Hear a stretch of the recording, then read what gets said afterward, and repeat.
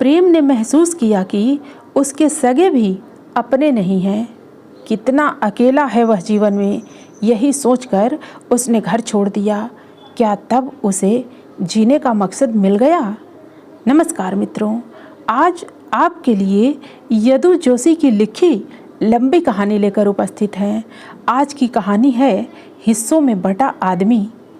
मित्रों, कहानी में आगे बढ़ने से पहले आप हमारे चैनल को अवश्य सब्सक्राइब कर लेना, वीडियो को लाइक और अपने मित्रों से शेयर करना, एक छोटा सा कमेंट्स लिखकर हमारा उत्साहवर्धन तो जरूर करना मित्रों। तो आइए आनंद लेते हैं कहानी का। पूर्व कथा। प्रेम के रिटायरमेंट में 1 महीना बचा था। कॉलेज से लौटते वक्त वह सिर भारी महसूस करता है। ऐसी हालत में जब वह घर पहुंचता है तो बाहर बरामदे में भाभी भैया उसको नज़रअंदाज कर बतियाते रहते हैं। यह सब देख वह चुपचाप अपने कमरे में चला जाता है। भैया शुरू से ही घर के प्रति लापरवाह थे। घर की हर ज़रूरत को प्रेम ने ही पूरा किया था। भतीजी मुन्नी, जिसे वह अपनी बेटी की तरह प्यार करता था, उसकी पढ़ाई का खर्च भी उसने ही उठाया। प्रेम अनुराधा को चाहता था, लेकिन विजातीय लड़की से विवाह की इजाज़त माँ बाबूजी ने नहीं दी। इसी दौरान अनुराधा की शादी दूसरी जगह हो जाती है। अनुराधा प्रेम से कहती है कि वह भी किसी दूसरी लड़की से शादी कर ले, लेकिन वह उसकी बात नहीं मानता। माँ बाबूजी के देहांत के बाद वह भैया भाभी के साथ रहकर एकाकी जीवन व्यतीत करता है। एक दिन प्रेम भाभी को भैया से कहते सुनता है कि वह चाहती हैं कि प्रेम रिटायरमेंट का पैसा मुन्नी की शादी के लिए जमा कर दे।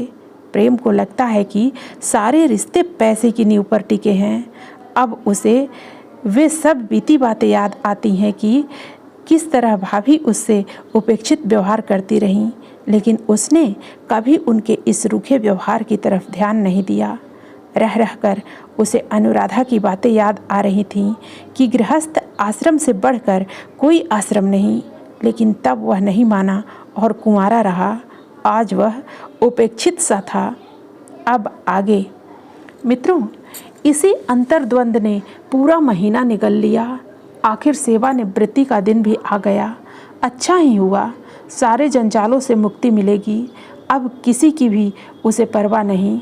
यहाँ कोई अपना नहीं, स्वार्थ मात्र से चिपके हुए हैं लोग एक दूसरे से। फेयरवेल के दिन न चाह कर भी उसे जाना पड़ा, यही सोचकर कि दुनियादारी अभी निभानी बाकी है।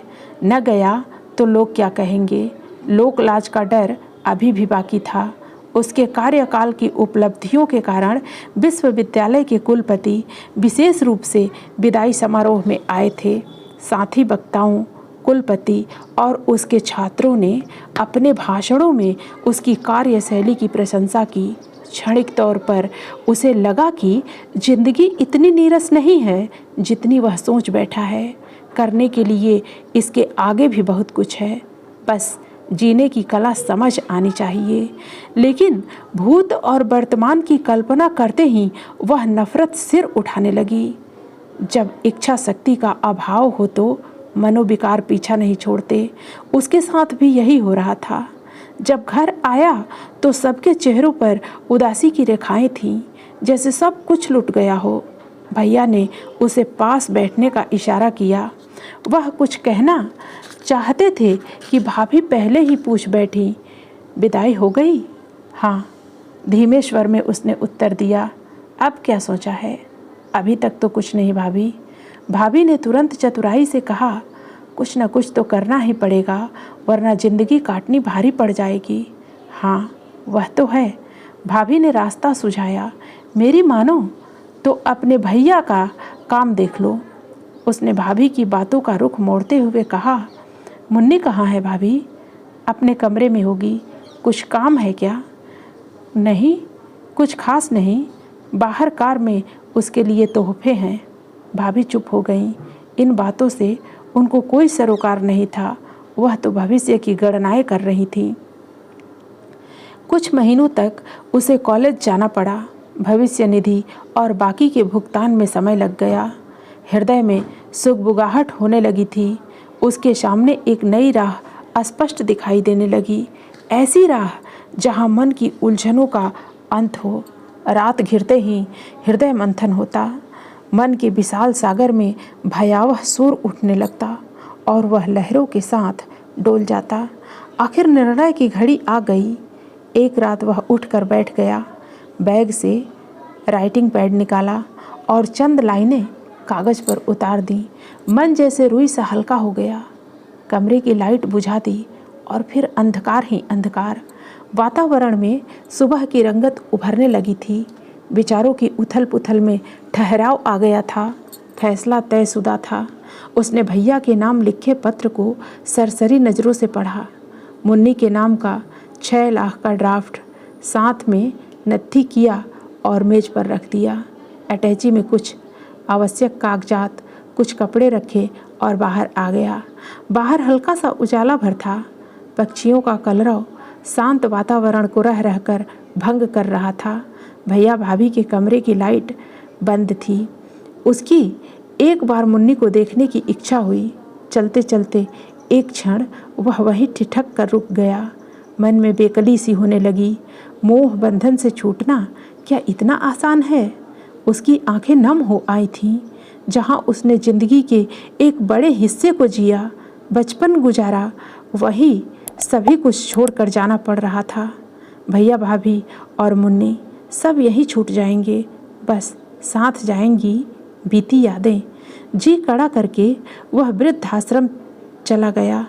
वहाँ भी अपनापन नहीं था, जैसे अजायब घर में सिमटी हुई दुनिया हो।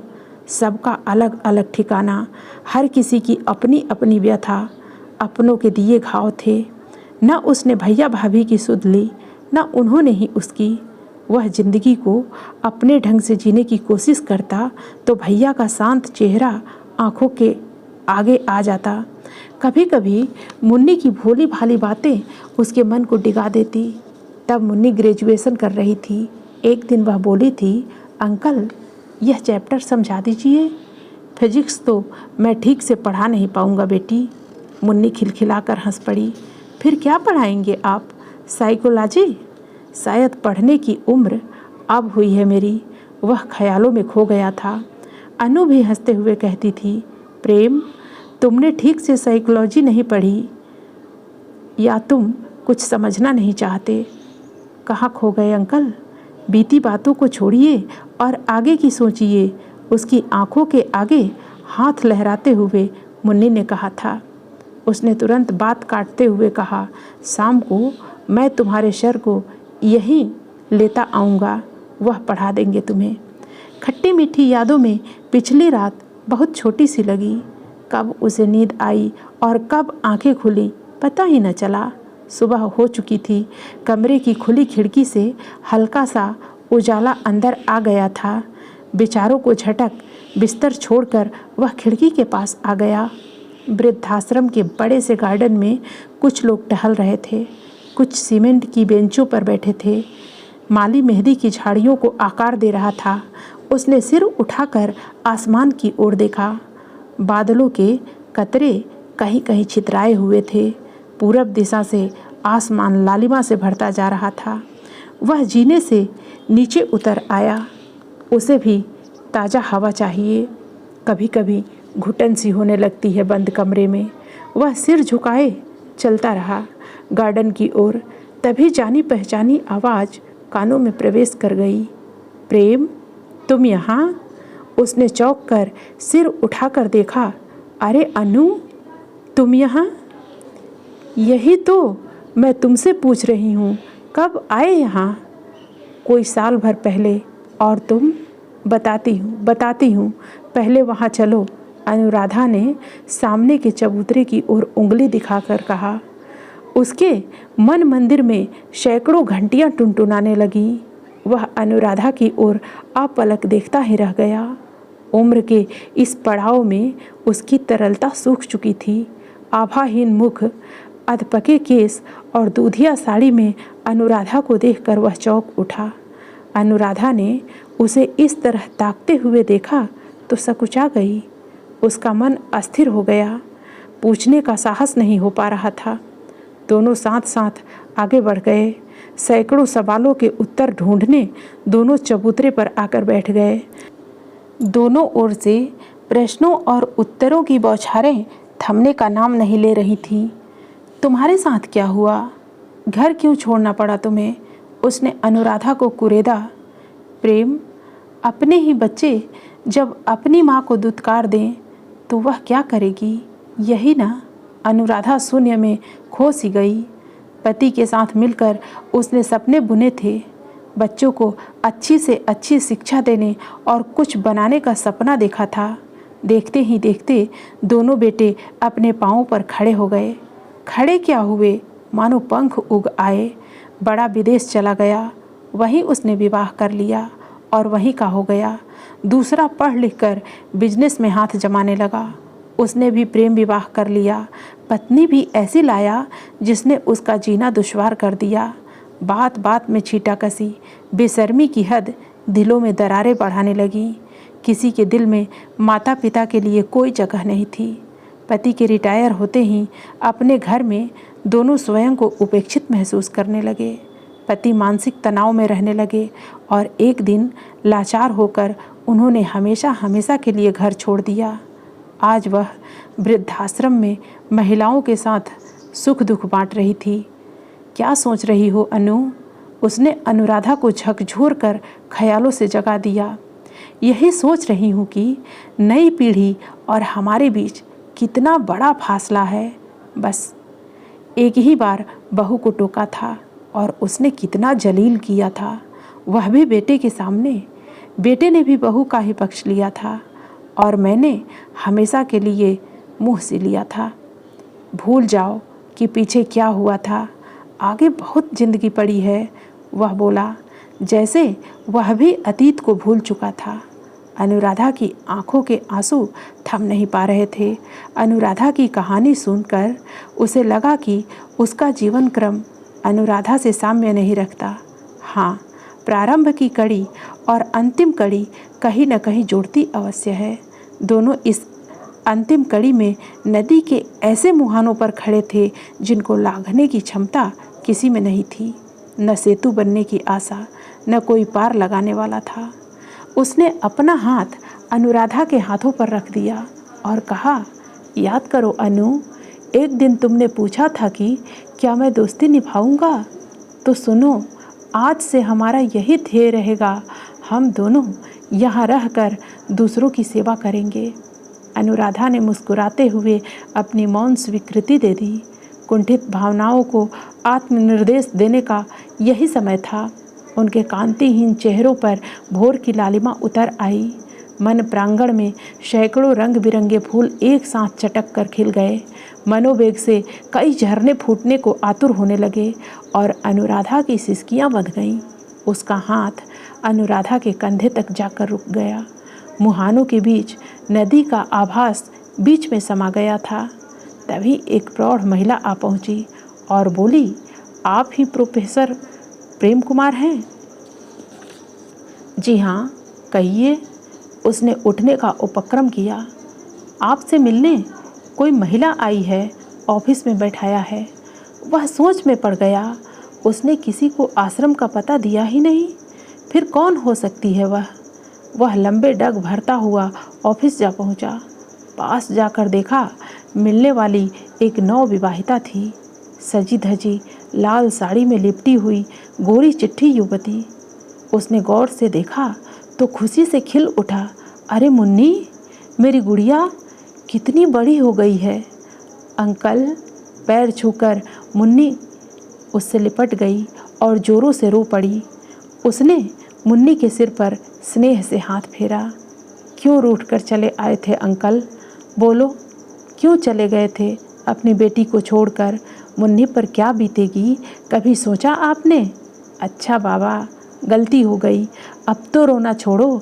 उसने मुन्नी के गालों को अपने हाथों में लेकर प्यार से थपथपाया। आपके आशीर्वाद के बिना ही मेरी शादी हो गई। कितना रोई थी मैं उस दिन, लेकिन आपको इससे क्या, मुझे माफ़ कर दो मेरी बच्ची। मुन्नी के छलकते स्नेह को पाकर वह भाव विभोर हो गया। आपको कहाँ कहाँ नहीं ढूंढा हमने, यानी मैंने, और आपके दामाद ने। मुन्नी ने मुड़कर इशारा किया। सुनील, यह है मेरे प्यारे से अंकल। सुनील ने लपक कर उसके पैर छू लिए। आज जी भरकर आशीर्वाद दूंगा अपने बच्चों को। उसने दोनों को बाहों में भर लिया। मुन्नी की शिकायत कम नहीं हुई थी। वह बोलती रही, जब से आप गए पापा खोए खोए से रहते हैं। मैंने उनकी आंखों में आंसू देखे हैं। उन्होंने जब भी मुझे फ़ोन किया हर बार यही पूछा कि आपका कुछ पता चला। उसकी आंखों के आगे भैया का शांत चेहरा उभर आया। कितना धैर्य था उनके चेहरे पर। मुन्नी घर लौटने की विनती करती रही, लेकिन वह तो तराजू के दोनों पलड़ों में झूल रहा था। वह मुन्नी को प्यार से समझाता रहा। मुन्नी जिद करती रही और वह मनाता रहा। उसने मुन्नी से वादा किया कि आज ही वह भैया को फ़ोन करेगा और उन्हें कभी दुखी नहीं होने देगा। मुन्नी को मजबूर होना पड़ा। वह अपने अंकल के स्वभाव को अच्छी तरह समझती है, इसलिए चुप हो गई।